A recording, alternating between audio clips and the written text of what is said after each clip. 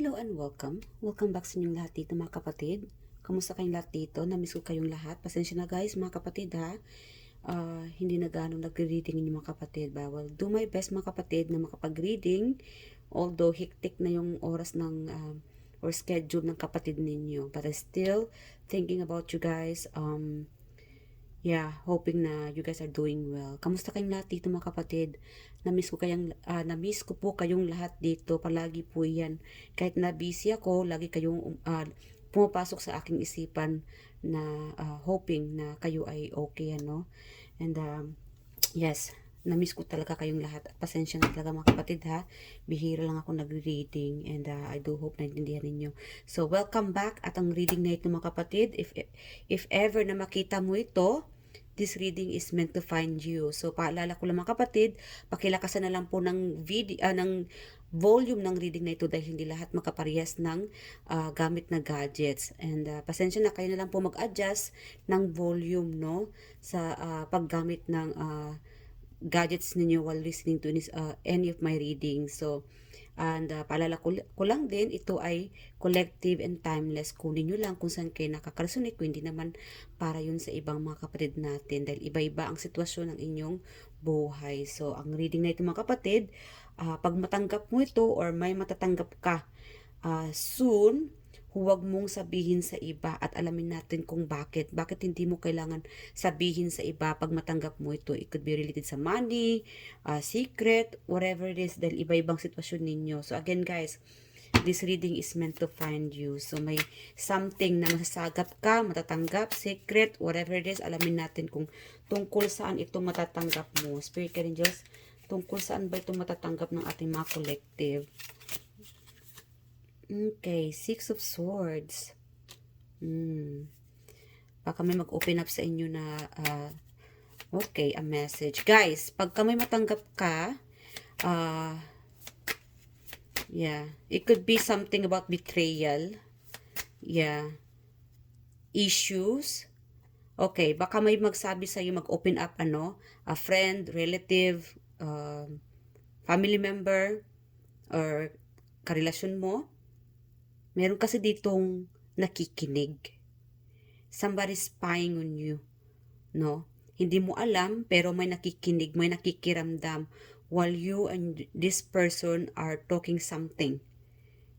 Betrayal. It could be a cheater. But whoever this person, napapansin ko kasi mga kapatid, while you two are talking, baka may anak itong taong ito, single parent, or may baby, o parehas, baka ikaw to may anak na, kumari mo siguro ito, while you guys are talking, someone is spying on you. Kasi parehas kayo nakatingin sa kabila. While this bird, itong ibon na ito, ay nakatingin sa inyo. So, may nagmamasid. Siguro napapansin ng taong ito na may pinag-uusapan kayo na napaka-importante. Something about, it could be issues, betrayal, secrets. It's something about like, huwag kang basta-basta magtitiwala. That's a major message for you here. Huwag kang basta-basta magtitiwala dahil siguro ikaw din yung tao na napaka-inosente. Madaling nagtitiwala or madaling siguro madali ka nang nauuto, ilang beses ka nang nauuto So someone here is meron kasi nag-open up sa iyo. It could be 6 days from now, 1 week from now, or hours from now. May lalapit sa iyo, kakausapin ka, and dahil ang taong ito siguro hirap magtiwala at ikaw lang ang mapagkakatiwalaan niya. Sa trabaho, sa paligid. And it's very important. You are a kind of person na napaka-importante na pagkakatiwalaan, and you are the only person na to entrust this situation, the matter or secret. But behind the scene, someone, merong taong dito na nakikinig o nakakaramdam na may pinag-usapan kayo. Yeah. I'm also getting like, siguro ang taong ito dahil napansin ka na may parang something, no? Or siguro iniisip ng taong ito, chinichismis mo siya, pero hindi alam ng taong ito, no? Na uh, iba ang pinag-usapan ninyo. So, yeah. Ingat-ingat mga kapatid. Dahil may mga bitter din, ano, na hindi naman siya pinag-usapan nyo, pero parang feeling niya ikaw ang siya ang pinag-usapan ninyo. So, yeah. At wag basta-basta magtitiwala. The world. Yeah, full. Okay. Ang taong ito, this person entrusted you about their gender. May magre-reveal. It could be dahil na-realize niya na, I don't know, pusong mamon, helpless. Yeah. I'm also getting like sneaky or sneak attack. Parang bang, like again, backstabber. Na backstab siguro siya at mag-open up ang taong ito sa'yo dahil ikaw yung papagkakatiwalaan niya. And another story here, baka bigla kang i-confront ng taong ito dahil hindi niya kayang magtimpi na lang. Yeah. Something about na this person wants to get that out. Yeah, want to get it out from their chest. Na matagal niya ng, anong tawag nito? Yeah, you know what I mean. Dinidibdib ng taong ito. Siguro, minsan guys, may mga actions tayo na hindi natin alam na nakakasakit pala tayo ng kapwa. Ano? But again, this person somehow mag-open up sa'yo. And yes, pagka sabihin natin na mag-confess ang taong ito sa nararamdaman niya, siguro feeling niya na may galit ka sa kanya, feeling niya na, o siguro na-offend mo siya, something about na mabigat sa kanyang isipan, sa kanyang puso, and this person cannot keep it hidden. Hindi niya na kayang itago ito. So this person want to open up to you. But again guys, pagka may mag-open up ang tao sa inyo, like feelings, anger, or may mga issues, no? Huwag nyo naman, yes, huwag mong sabihin sa iba. Keep it private. Alright? At meron naman dito na parang, I don't know, a gender na siguro may pagkabakla, no? Friend mo siguro ito, and then, i-reveal niya sa iyo itong nararamdaman niya. Although na bakla, tumboy siya, pero may feeling siya sa inyo. Hindi niya na kaya. I'm sorry, pero you might be feeling betrayed. Dahil, I don't know, something about you might be feeling betrayed yung iba sa inyo. Don't be feel betrayed, mga kapatid, dahil this person is just a human being. Tao lamang siya at nakakaramdam din. Yeah, ina-admire ka, na-in-love siguro sa'yo. Yeah. Okay. What else pa? What else pa? Ano ito matatanggap? The world. And I'm also getting like, you will be getting, I'm hearing like a reward. Yeah. A reward or siguro may mag-offer sa'yo. It could be travel, yung iba. Guys, pagka may matanggap kang a message, because birds also signifies a messenger. So, makakatanggap ka siguro ng offer. So, pagka may matatanggap kang offer, meron tayong the world also signifies travel. So, baka may travel na paparating sa iyo. So, please, keep it a secret. Kasi kung, minsan kasi pagka sa pagiging excited natin, no? We can't hold ourselves na to keep it a secret dahil sa tuwa, dahil sa nararamdaman natin. So, at this moment or soon, 6 hours or within few days, you will be receiving a good news, a travel, a message, yes, an offer. You are truly important. Yes, you are truly important, and avoid sharing this good news to others, even to your best friend, close friend. Yes, mahirap man mga kapatid. It's too hard to keep it a secret, ano, pero this is a message. This message is meant to find you, not to share this good news to others at baka ito ay magiging bad news na lang or magbablock itong blessings sa iyo. Do not let the door huwag mong hayaan na biglang magsara ang pinto dahil sa mga inggit, ano? Minsan kasi pagka na over nasubrahan tayo sa tuwa ng mga kapatid, anong tawag nito? Pag na-overjoy tayo or na-overshare natin yung mga blessings, yung mga good news, yung mga na-achieve natin, biglang nag-block ito. Lalong-lalo na itong mga chismosa, itong mga bitter, mag-i-evil eye sa'yo, and soon, bigla na lang ito magsara, hindi matuloy. So, very important guys, whenever you see this reading, it's meant to find you. There will be a good news. Affirm this. I'm ready. I will keep it as a secret. I will do my best to keep it as a secret. Alright?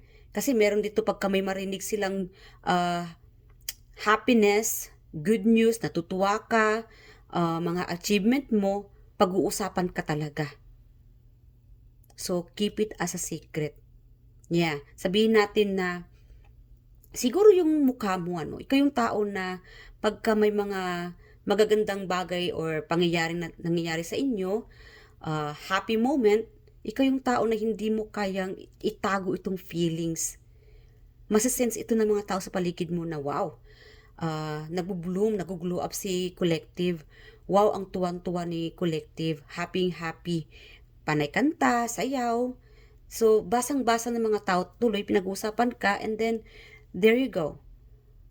Yes, nag-attract ka ng mga chismosa, may nag-evil eye, backstabber. So, and I think you know, maraming mga taong nagba-backstab sa'yo, maraming mga tao na pinag-usapan ka and you just don't care because you are a kind of person focus sa mga happiness, good news, and go with the flow. Okay lang, no? Kahit na naglaladlad ka pa dyan, no, mga kapatid,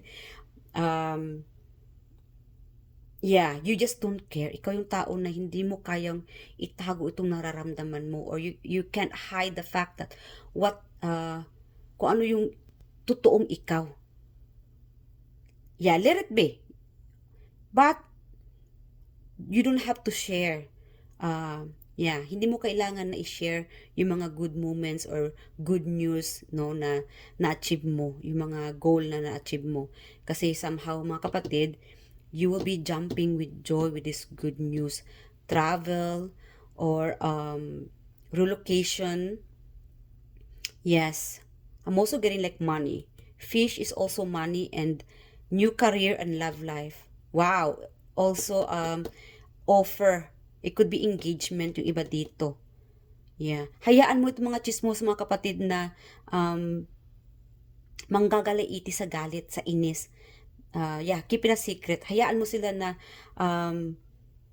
magkakaroon ng mga katanungan, ano. Let it be. Kasi pagka sabihin natin na ikwento mo sa kanila, walay pa rin.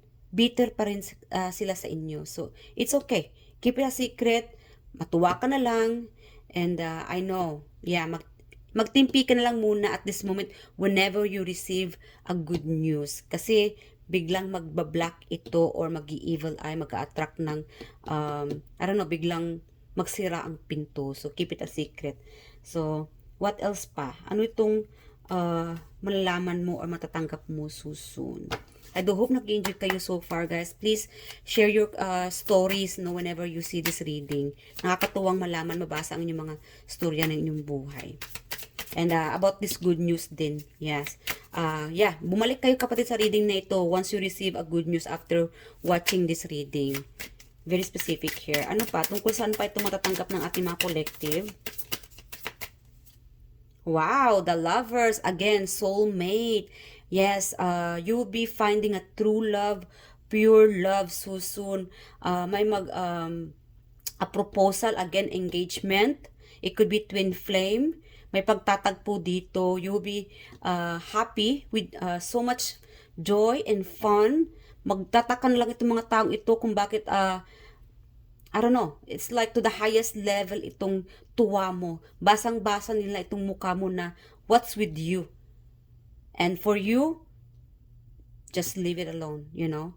You don't have to pay attention to this mga chismosa, itong mga pakialamera. Yeah, pakialamera dahil mga bad luck or evil eye lang. Yeah. Okay, ano pa? The lover, soulmate. That will be a good news. Communication. Yes, meron ditong, anong tawag nito? Magre-reveal ng feelings. Alright, okay. Another one, Ace of Pentacles again, offer, money. Hindi man karamihan, but guys, every small amount of help, blessings, ito ay nakatago. Yes, may nakatago ditong blessings na paparating sa inyo. Take it. Kahit na maliit man, tulong, tanggapin niyo dahil malaking tulong na ito na ibinigay sa inyo. Yeah. At meron pang paparating sa inyo. 3. Yeah. There will be multiple choices. Meron naman sa inyo ditong psychic. You will see this through your vision. Makikita mo sa vision mo ito, mararamdaman mo, masisense mo, ang dami mong options na paparating. Wow, samut-sari, love life, career. Okay, good news, money. It's growing, plan. Manifestation, guys. Celebration. Wow, congratulations. Ang dami mong matatanggap. Left and right, minamanifest mo ito. Paparating na. Again, guys, whatever na matatanggap mo so soon, a surprise, yes, keep it a secret. Huwag mong ipaalam, huwag mong i-share sa iba kahit close friend mo pa man ito. Dahil kung ano itong na-achieve mo, nag-attract ito ng inggit, blockages, bad luck. I know mahirap man mga kapatid, pero keep it a secret. Saka mo na lang siguro i-share sa kanila. Or, sabihin na lang natin na, what you see is what you get. Ganun na lang. Inggit, pikit. Wow. Yeah. So, congratulations mga kapatid. Hindi ka na magkakaroon ng struggle pagdating sa pera, sa relationship. At when it comes to relationship, mag-a-attract ka pa ng, I don't know, sabihin natin na you are currently married, in a relationship, mas magiging magubloom pa or romantiko ang iyong partner. You will be feeling love. There will be a travel between the two of you, no? Or may pagkikita kung may long distance sa inyo ng partner mo, there will be a meeting. Pagkikita, malapit na, surprise. Itong minamanifest mo, meron naman itong party, celebrations, family reunion. Yeah, again guys, what you see is what you get. Hindi mo kailangan na ipanglandakan pa sa buong madla, no? Kung ano itong na-achieve mo or good news na dumarating sa buhay mo. Again guys, samut-sari ang paparating sa iyo. Love life, good news, travel, communication, friendship, may marireveal dito. May, for some reason, someone here, okay, it could be a man or a woman na magre-reveal sa kanyang nararamdaman. Sabihin natin no na tumboy siya or bakla, but although na tumboy or bakla, it doesn't matter kasi na-in love na pala ang taong ito sa inyo. And this person trusted you. This person adore you, admire you. At meron naman dito na might going to ask your help regarding sa kanilang gender or feelings. Kasi ikaw yung tao na teacher or a person to look up to, no? Yung mapagkakatiwalaan. Magaling kasi kayo mag-advise. Yeah, you are truly matured. And this person is going to reveal something very important. And you guys, ikaw talaga ay isa sa napaka-importanting tao na gusto niyang i-share itong feelings niya sa inyo. Feelings niya sa inyo or sa sitwasyon niya. Hoping na magbibigay tulong ka sa kanya sa sitwasyon na ito. Sa love life niya, sa career niya, whoever this person. Dahil malapit ka sa puso niya. Marami na din sigurong taong nagbabackstab sa kanya at ikaw lang ang taong makakatulong sa kanya. Yeah, sabihin natin para sa'yo, parang wala lang naman itong advice mo, but para sa kanya, malaking tulong na ito. This person's truly happy being your true friend. Yeah. True, I don't know, true friend, partner. Yeah. Or meron siguro ditong kapartner na magre-reveal na bakla pala siya o tomboy, but still up to you. Kasi meron ditong tatanggapin mo pa rin siya kahit kung anumang kasarian niya, bakla, tomboy. Because this is pure love. It doesn't matter, soulmate, twin flame, it's still pure love. Matatanggap mo pa rin siya kung sino mo itong taong ito. Kasi meron itong ma-reveal. And again, pure love, matatanggap mo pa rin siya. And congratulations mga kapatid. Dahil finally, mag-open up itong taong ito sa inyo. Yeah. Okay, so ano pa? Again guys, whatever na ma-reveal soon, keep it as a secret. Again, people, your lover, family member, coworker, trusted you. Entrusted you their personal feelings, finances, career, friendship, whatever. Kung sino man ito nag-open up sa inyo mga kapatid or asking your advice, please avoid telling the others. Kasi ito, it's a big deal for this person. Very sensitive. Yeah. And again, on the other side naman, samut-saring opportunity ang paparating sa inyo. May twin flame na paparating, soulmate connections, money, offer. Yes, you don't have to juggling, no? Hindi mo na kailangan pang mag-struggle pagdating sa pera or sa mga plano mo. Whatever you plan recently na nahihirapan ka, it will end. Dahil may paparating na ito. Ito yung sagot na paparating sa mga minamanifest mo. Answered prayer. It's coming so soon and keep it a secret whenever you receive this. So, congratulations. At alamin natin kung kailan ito, no? Or alamin natin yung mga zodiac signs din para mas specific. Spirit Angel, who is this? Itong paparating, it could be our collective or the person or this thing coming soon. We have number 6, 4. You could be 64, 46, June, April, July, October. You know what? Kanina naisip ko rin yung October. Biglang sumagi sa isipan ko. 0, it could be the Fool. Yeah, so the Fool, Aquarius, very specific here.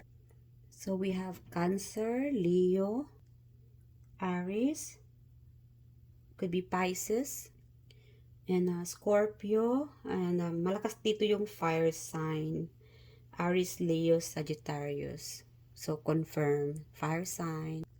Lalong-lalo na ngayon mga kapatid, Leo season, so fire sign malakas talaga.